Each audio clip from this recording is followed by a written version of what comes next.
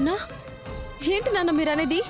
అవునమ్మా, విశాలాక్షి గారు ఎలాగైనా గెలిస్తే నిన్న అత్తగారింట్లో సంతోషంగా చూసుకుంటారనే స్వార్థంతో మీ అమ్మ ఎక్కడో బయట అప్పు తీసుకొచ్చిందమ్మా. ఏంటి కథలు చెప్తున్నారా? లేదు సార్, ఈ డబ్బుతో వాళ్ళకేం సంబంధం లేదు.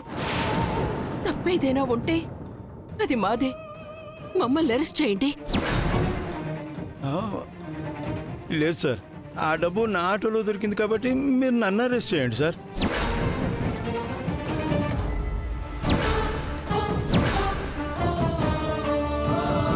కానిస్టేబుల్ తీసుకురండి. నేను చెప్పేది వినండి సార్. వద్దు మోయ మీరు ఆగండి మోయ. నాన్న సార్ మా నాన్న అరెస్ట్ చేయొద్దు. వినండి సార్. ఎక్కించండి.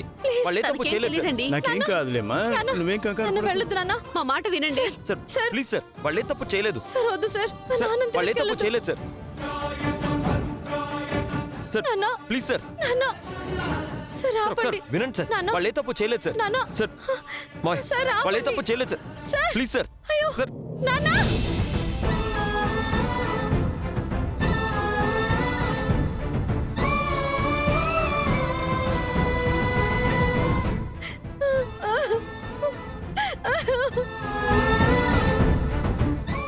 అయ్యో తులసి, మావయ్యకి ఏం కాదులే తులసి.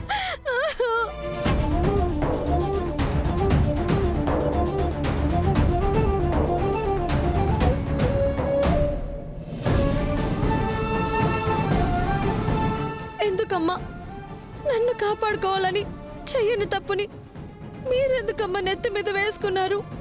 ఎవరో చేసిన కుట్రకి నువ్వు బలైపోతుంటే చూస్తూ మేమెలా ఉండగలమమ్మా?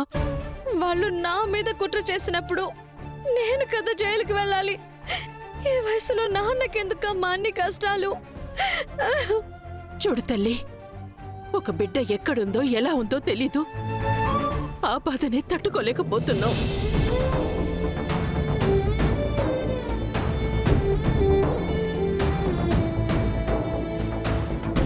నువ్వు మా మీద ప్రేమతో మీ అత్తగారింట్లో మీ మామయ్య వాళ్ళు విసిరిన ఛాలెంజ్ని మర్చిపోయినట్టున్నావమ్మా.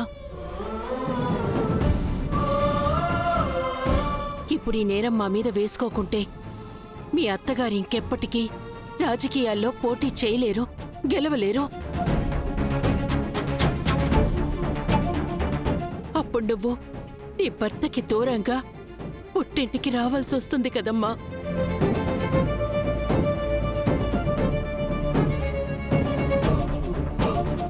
అత్తారింట్లో మహాలక్ష్మిలాగా కళకళ్ళాడుతూ తిరిగే ఆడబిడ్డ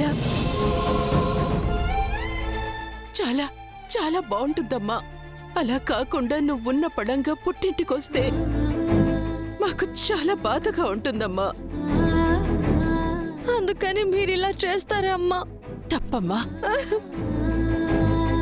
నువ్వక్కడుంటే మేము ఎక్కడున్నా ఇంట్లో ఉన్నట్టే ఉంటుంది. అదే నువ్వు జైలుకి వెళ్తే మేము ఇంట్లో ఉన్న నరకంలో ఉన్నట్టుంటుందమ్మా.